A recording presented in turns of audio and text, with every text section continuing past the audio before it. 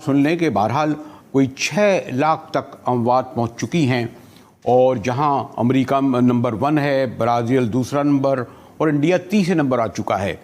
पड़ोसी मुल्क भारत से सियासी सतह पर दिल्ली सरकार, इस्लामाबाद की सरकार की लड़ाइयाँ अपनी जगह, लेकिन कहीं किसी की भी मौत हो, किसी भी मसलक मज़हब के लोगों की हो, वो उससे उतना ही दुख होता है, अफसोस होता है और उसमें यकीनन सियासत नहीं होनी चाहिए।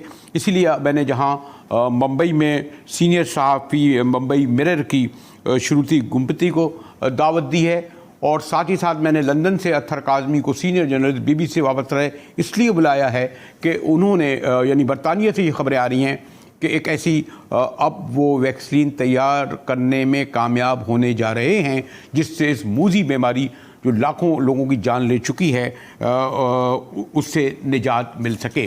लेकिन अतर क्यों ना पहले मैंने कहा पड़ोस का मामला है, ज़रा श्रुति जी से पूछें। श्रुति जी, क्या सबब है कि शुरू में तो इंडिया से या भारत हम कह लें ख़बरें, हालांकि आबादी बहुत बड़ी 1 अरब से भी ऊपर, कम खबरें आ रही थी अमवात की भी, मुतासर की, लेकिन अब इतनी तेज़ी से वहाँ बढ़ी हैं। कोई मैं देख रहा था गालिबन कोई 11 लाख से ज़्यादा मुतासरीन हो गए, अमवात भी कोई 25,000 28,000 हो गई।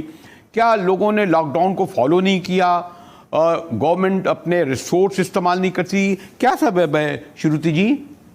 थोड़ा सा लॉकडाउन को रिलीफ जब दे दिया, थोड़ा सा लिफ्ट कर दिया लॉकडाउन को, तो काफी सारे लोग अपने घर जाना चाहते थे जो फंसे हुए थे शहरों में या अपने काम के जगह पे। तो उसके वजह से अलग अलग जगह में वो फैलने लगा। जैसे पहले सिर्फ केरला में या महाराष्ट्र में उसका ज्यादा आउटब्रेक था, अभी वो अलग अलग देश के राज्यों में वो फैल रहा है। लेकिन जहाँ जहाँ सरकारी हेल्थ व्यवस्था अच्छी काम कर रही है, जहाँ जहाँ सरकारी अस्पताल है, जहाँ जहाँ छोटे क्लिनिक्स अच्छी तरह से काम कर रहे हैं, वहाँ उसको फैलने से काफी यानी कंट्रोल अच्छा हो रहा है वहाँ पे। एक वैक्सीन की भी यहाँ पे बात हो रही है। मुझे नहीं पता कि आगे चल के आपने उसके बारे में पूछना है या मैं अभी आपको बता दूं कि वो यहाँ पे दुनिया में जो इस वक्त वैक्सीन्स पे काम हो रहा है वो तकरीबन 4 ऐसी वैक्सीन्स हैं जो इस वक्त आखिरी मराहिल में। उनमें से 2 वैक्सीन्स जो हैं वो बरतानिया में भी हैं, खुसूसन जो ऑक्सफोर्ड रिसर्च ग्रुप की एक वैक्सीन है वो इस वक्त ऑलमोस्ट फाइनल मराहिल में है। मास टेस्टिंग उसकी होनी है। अभी 1000 लोगों पे तकरीबन वो टेस्ट हुई है और उसके बड़े पॉजिटिव रिजल्ट्स आए हैं। तो यहाँ पे हुकूमत ने उस वैक्सीन की तकरीबन 10 करोड़ ऑर्डर भी कर दिया। अगर वो वैक्सीन पास हो जाती है, फाइनल स्टेजेस से आगे चली जाती है, तो वो उस वैक्सीन का हुकूमत ने यहाँ पे ऑर्डर भी कर दिया खरीदने के लिए। लेकिन अभी साइंटिस्ट यही कह रहे हैं कि इतनी जल्दी ये वैक्सीन नहीं आएगी, बहुत जल्दी भी आए तो अगले साल के शुरू में ये वैक्सीन मार्केट में अवेलेबल हो। श्रुति जी, एक तो ये अच्छी खबर है आपके यहाँ, तो माशाल्लाह हमारे यहाँ भी खैर कोई अरबपतियों की कमी नहीं है। अभी जो लिस्ट आई है मुशीरों वजीरों की, आपके यहाँ तो खैर उससे भी ज़्यादा खरबपति लोग मौजूद हैं और गालिबन ये जो लंदन से अगर अच्छी खबरें आ रही हैं और 10 करोड़ तैयार की जाएंगी तो मेरे ख्याल एक अंबानी जी जो हैं वही इतनी वो जो वैक्सीन जो है या बल्कि उसका जो फ्रेंचाइज यहाँ आ जाएगी जिस तरह और चीज़ों की आती है वो तो करेंगे। लेकिन उससे पहले मैं ये पूछ लूँ श्रुति जी के ये जो आप जो बता रही थी, मैं जब देख रहा था कि इब्तदा के दौर में यानी हमारे कराची शहर में भी है कि कम से कम 1-1.5 लाख लोग रोज़ बाहर से आते हैं। कुछ लोग कहते हैं आधे यहीं रह जाते हैं, वो बेचारे फुटपाथों पे सोते होंगे, झोपड़पट्टी में रहते होंगे। मुंबई के बारे में भी ये कहा जाता है और हम फिर तस्वीरों में देखने लगे कि हज़ारों की तादाद में लोग बेचारे वापस जाने लगे जब रोज़गार नहीं मिला, अपने अपने गाँवों में गए, अपने अपने घरों में जाना उन्हें पड़ा। तो ये बड़े पैमाने पर नकल मकानी हुई। तो शायद ये सबब था श्रुति जी इसके फैलने का कि लोग बम्बई से और दिल्ली से अपने अपने गाँवों में गए, अपने अपने घरों में गए और बाहर से आने वालों को आपने रोका बम्बई और दिल्ली आने से।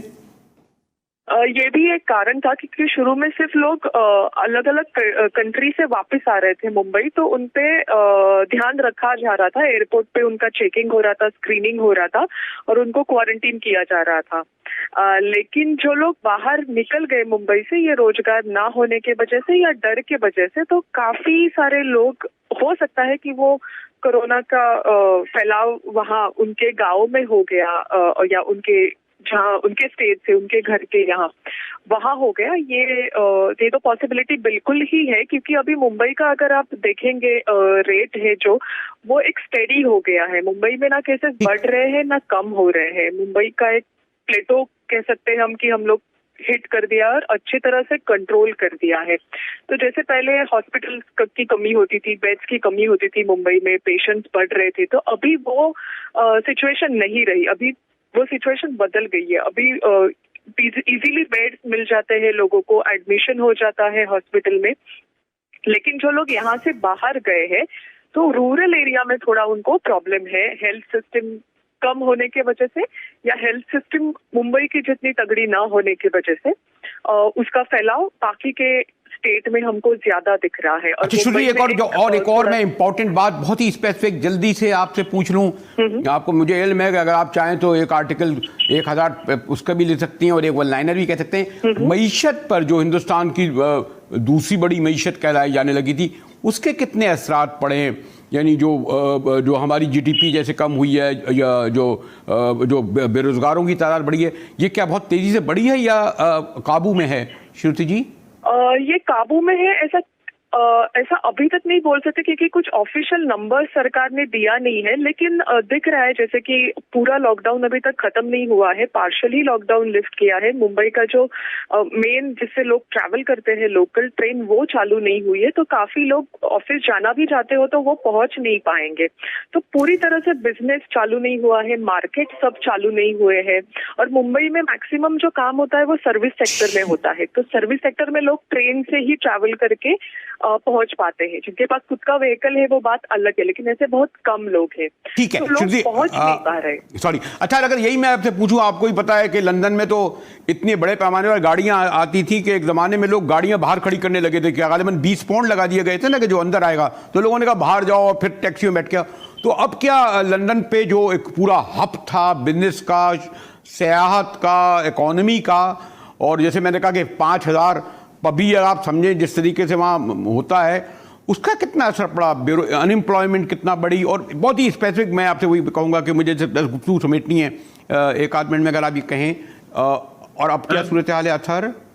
जी बिल्कुल, मैं आपसे एग्री करता हूँ। इकोनॉमी बुरी तरह हिट हुई है। बड़े अरसे के बाद यहाँ की इकोनॉमी श्रिंक हुई है, वो उसके दादोशुमार भी हमारे सामने रखे। लेकिन अगेन बरतानिया आसूदा मुल्क है। आप इस बात से अंदाजा लगा लें कि गुज़िश्ता 3 माह के दौरान बरतानिया की हुकूमत ने 330 अरब पाउंड, जो तकरीबन $450 अरब डॉलर बनता है, वो प्लेज किया है, वो इस इकोनॉमी में पंप किया है। लेकिन उसके बावजूद इकोनॉमी जो है श्रिंक की है, और इकोनॉमी को रिकवर करने में टाइम लगेगा।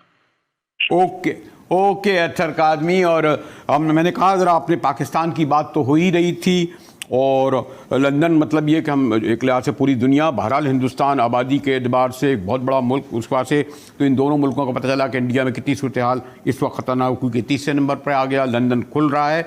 लेकिन आमतौर पर हम अपने गो कि मुझे पाकिस्तान पर गुफ्तगू करने बाद बलूचिस्तान पर आना था, लेकिन बलूचिस्तान स्पेसिफिक इसलिए मैं ब्रेक के बाद आऊँगा कि आपको इल्म है कि तफ्तानी से जो है ये पाकिस्तान में कहा जाता है। मेरा नहीं लगता कि वो तो और भी असबाब थे, कैसे रोक सकते थे। लेकिन मैं जब ब्रेक के बाद आऊँगा तो ज़रा बलूचिस्तान की सूरत हाल पर बात करेंगे। वहाँ बुशरा हमें NDMA के जो DG हैं उनसे बात कराएंगी। हमारे साथ रहिएगा, मिलते हैं ब्रेक के बाद।